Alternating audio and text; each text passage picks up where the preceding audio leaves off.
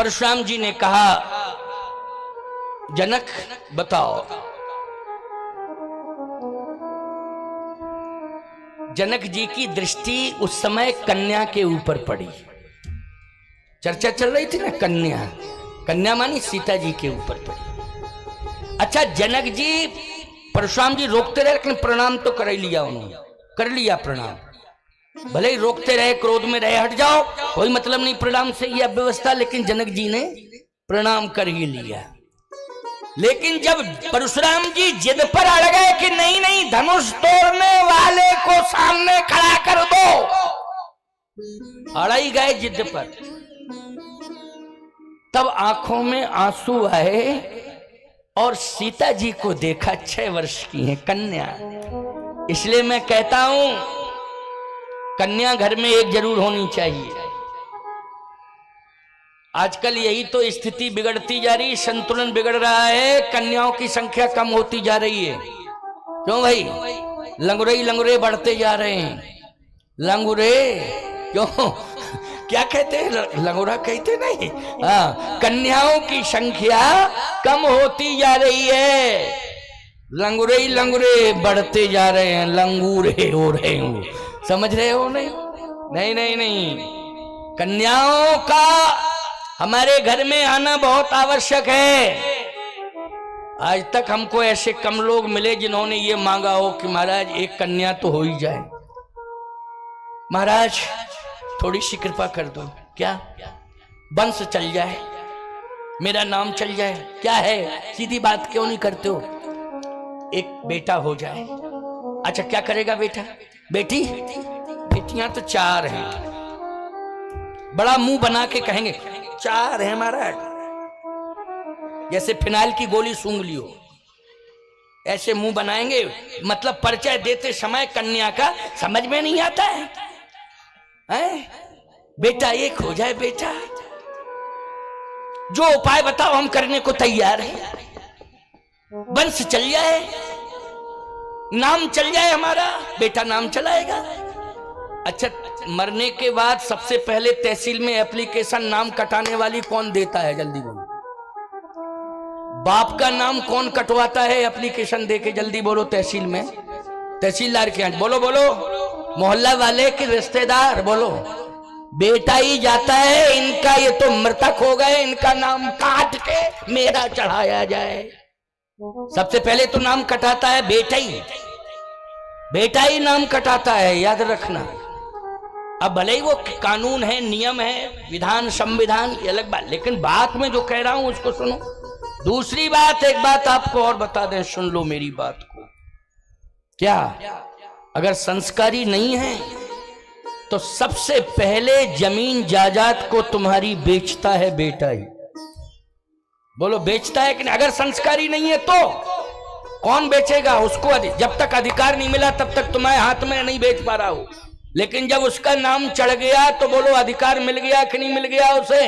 और यदि संस्कारी नहीं हुआ तो सबसे पहले तुम्हारी जमीन बेचेगा। इसका मतलब है जमीन बेचने का बेटे ने इज्जत बेची है। बोलो, जमीन नहीं बेची है, बाप की इज्जत बेची है। बोलो भाई, बेची कि नहीं बेची? और लोग कहते हैं कि बेटी के विवाह में मैंने जमीन बेची। गलत, बिल्कुल नहीं मानूंगा मैं।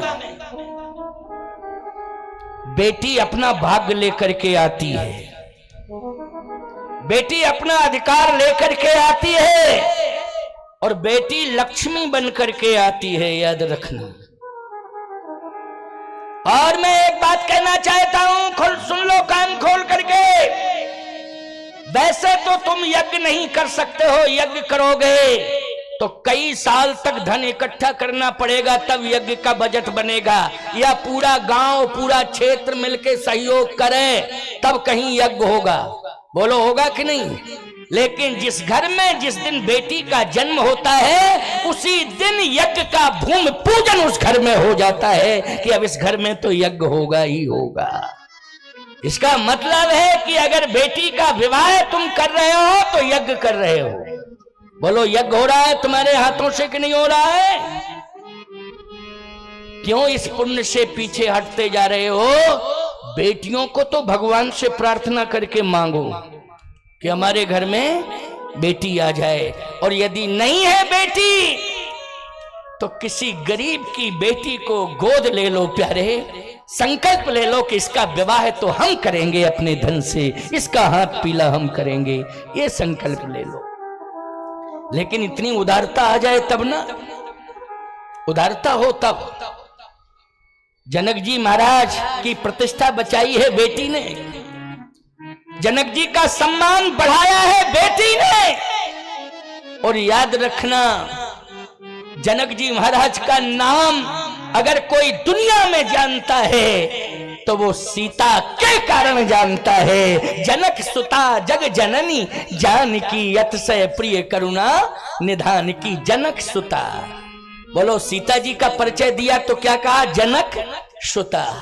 राम का नाम बाद में लिया जाता है, पहले सीता का नाम लिया जाता है। भरत जी ने भी यही कहा है, याद रखना, राम के भक्त हैं भरत, श्री राम के चरणों में अनुराग रखते हैं। लेकिन प्रयागराज से कहा था, क्या कहा था? सीता राम चरण रति मोरे। बोलो किसका नाम पहले लिया है? जल्दी बोलो। भरत ने सीता का नाम पहले लिया है, सीताराम चरण रति। बोलो भाई। इसलिए मैं कहना चाहता हूं कि सीता ने सम्मान बढ़ाया है, बेटी सम्मान बढ़ाती है। जनक जी के सामने केवल एक ही विकल्प आया है कि परशुराम जी के क्रोध को करुणा में कैसे बदला जा सकता है। कोई उपाय है तो वो है कन्या। कन्या है। एक और बताएं, क्रोध पाप कर मूल। जब क्रोध बढ़ता है तो अपराध हो जाता है। यहां तक मैंने देखा है कि क्रोध में आकर के लोगों ने हत्याएं कर दी, घर में ही, घर में कर दी। मोहल्ला की बात छोड़ो, घर में ऐसे ऐसे प्रमाण देखे मैंने कि पति ने क्रोध में पत्नी की हत्या कर दी और पुत्र ने नशे में मां की हत्या कर दी। बोलो प्रमाण मिले कि नहीं मिले? तमाम अखबारों में प्रमाण मिला होगा। नशे में धुत है बेटा, क्रोध आया उसको, उसने मां को ही मार डाला, पति ने पत्नी को मार डाला, क्रोध। लेकिन एक बात बताएं आपको, बेटी अगर कोई कंस जैसा ही क्रूर होगा तो कन्या की हत्या करेगा। बोलो भाई, कंस जैसा अगर क्रूर होगा तो कन्या की हत्या करेगा। बोलो भाई। और यही हुआ था ना, कंस ने क्या किया था? ये आप जो विंध्यवासिनी मां का दर्शन करते हो ना, यही तो देवकी वसुदेव की पुत्री है, कन्या है विंध्यवासिनी। जो कंस जिसको मारना चाहता था, श्राप तो इसी ने दिया था, इसी देवी ने श्राप दिया था, याद रखना। कंस जैसा कोई क्रूर हो अलग बात है, लेकिन कन्या अगर घर में होगी तो निश्चित रूप से लक्ष्मी भी आएगी और तुम्हारा क्रोध भी जाएगा, सम्मान बढ़ेगा और भगवान की कृपा होगी। जनक जी ने सीता जी को इशारा किया, बेटी अब तो तुम ही आओ, तुम ही आओ। अच्छा, राजा खुशियां मना रहे थे। राजाओं ने कहा कि बहुत ही अच्छा रहा, हम लोग तोड़े नहीं। अब तोड़ा किसने? सांवला सांवला राजकुमार खड़ा, इसने तोड़ा, अब सजा इसी को मिलेगी। चाहे हाथ कटे चाहे गर्दन कटे, जिसने तोड़ा उसकी कटे गर्दन, उसके हाथ कटे। एक राजा बोला, एक काम करो, जाके परशुराम जी से कह दो कि ज्यादा चक्कर में मत पड़ो, ये जनक नहीं कहेगा, हम लोग चश्मदीद गवाह हैं, और एक गवाह नहीं 10,000 गवाह हैं। हमारी आंखों के सामने तोड़ा, सांवला सांवला राजकुमार खड़ा है, उसी ने तोड़ा, जाओ कह दो। वो राजा बोला, बेवकूफ मान रहे हमको, हम कहने के लिए जावे, वो बाबा क्रोध में है, कहे यही आ रहा है धनुष तोड़ने वाला, फरसा दें सीधा और मर और जाएंगे, बता तो कुछ पाएंगे नहीं, फालतू की बात करते हो, चुप रहो, हमको आगे आगे कर रहे हो, तुम ही क्यों नहीं चले जाते हो? तो मरे तो इकट्ठे मरे सब, नहीं जाएंगे हम, बहुत ज्यादा क्रोध में है बाबा, आग बरस रही है। वो हमसे कहते हो चले जाओ चले जाओ। जनक जी ने सीता जी को इशारा किया। सीता जी छम छम छम छम करती हुई हैं, छोटी छोटी पैया हैं। जानकी जी छम छम छम छम छम छम करती हुई चली आ रही। 6 साल की उम्र है। सीय बदन सम उपमा देहि, सीय बदन उपमा। कभी कहा ये अजस को ले, कभी कहा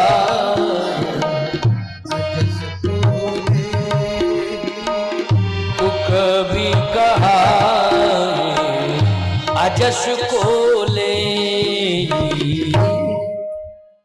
कौन कह सकता है कैसी है सीता, कितना सौंदर्य है।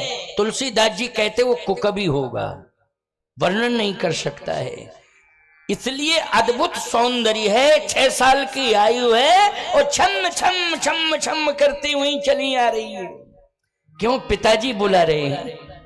ये बोध नहीं है कि अच्छा 6 साल की बच्ची के सामने कोई बंदूक लेके खड़ा हो जाए तो वो हंसेगी कि रोएगी? जल्दी बोलो।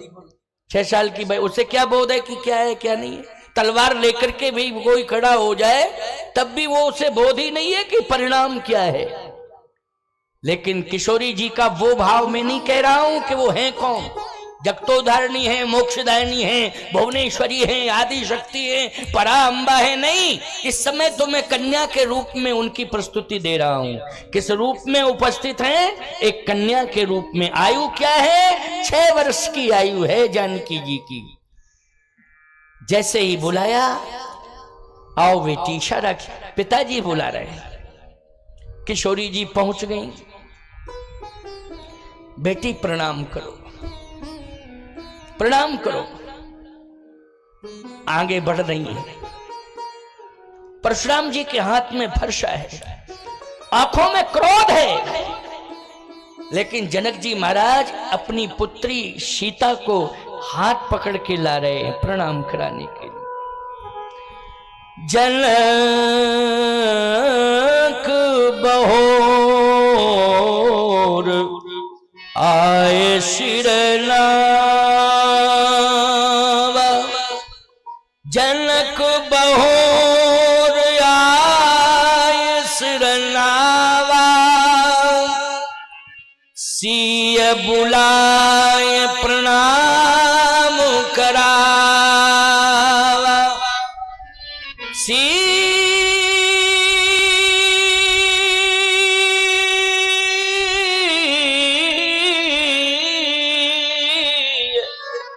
बुलाए प्रणाम करावा। सीए बुलाए प्रणाम करावा। हे सीते प्रणाम करो, प्रणाम करो। सीता जी ने प्रणाम किया। जैसे ही प्रणाम किया तो क्रोध जो था वो करुणा में बदल गया, माहौल ही बदल गया। सीता जी के आते ही जो क्रोध था वो करुणा में बदल गया। शांत भेष, शांत हो गया। भेष में क्या आ गया? भेष में सौशीलता आ गई, सरलता आ गई, शांताकारम। सारे अंग शांति के प्रतीक बन गए। आंख में भी शांति, भुजाओं में भी शांति और नेत्रों में भी शांति, नासिका में शांति, ओंठों में शांति। क्रोधी व्यक्ति की नाक भी मटकती, ओंठ भी फड़कते हैं, बोलो भाई, और आंखें लाल होती हैं, लेकिन सब में शांति आ गई। किसके आने से आई शांति? जल्दी बोलो। बेटी के आने से, कन्या के आने से। इसलिए हमारे यहाँ कन्या क्या है? याद रखना, कन्या सुकृतों का फल है। क्या है कन्या? बोलो। सुकृतों का फल है, क्योंकि जनक सुकृत मुँह रत बैदेही। क्यों भाई, प्रमाण है कि नहीं? जनक सुकृत मूरत बैदेही,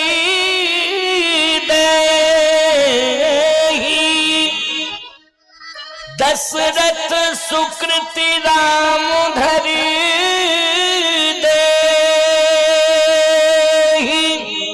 लेकिन जनक सुकृत मूरत बैदेही, जनक सुकृत मूरत बैदेही। ये जनक जी के सुकृत हैं जो सीता खड़ी है, ये पुण्य प्रकट हो गए। अच्छा बोलो, पुण्य जो है माहौल बदल देते हैं कि नहीं? जैसे कोई संघार की पोजीशन आ गई हो तो संघार से बचाते कौन है? बोलो भाई, पुण्य बचाते हैं, पुण्य। इसलिए कहता हूं, लोग कहते पुण्य पुण्य करने से क्या होता है? पुण्य करने से यही होता है कि जब कभी विनाशकारी माहौल बन जाए तो उस समय संतुलन पुण्य ही बनाते हैं और पुण्य ही बचाते हैं। इसलिए बेटी क्या है? बेटी है पुण्य, सुकृतों का फल है। और राम जी के लिए भी कहा है, तो रामो विग्रहवान धर्मः।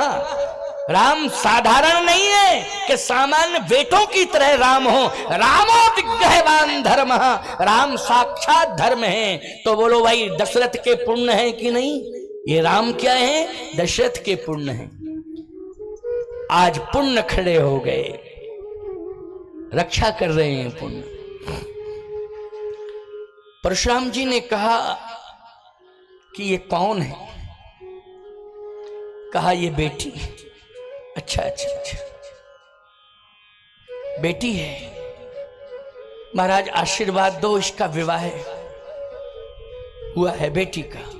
अच्छा अच्छा, वरण हो गया? हाँ वरण हो गया। अच्छा अच्छा अच्छा अच्छा, अखंड सौभाग्यवती भाव। 50% मुकदमा हल हो गया। बोलो, समस्या का समाधान हो गया 50% की नहीं? अखंड सौभाग्यवती भाव। आप कहोगे महाराज मंडपाच्छादन नहीं हुआ, कुछ नहीं हुआ।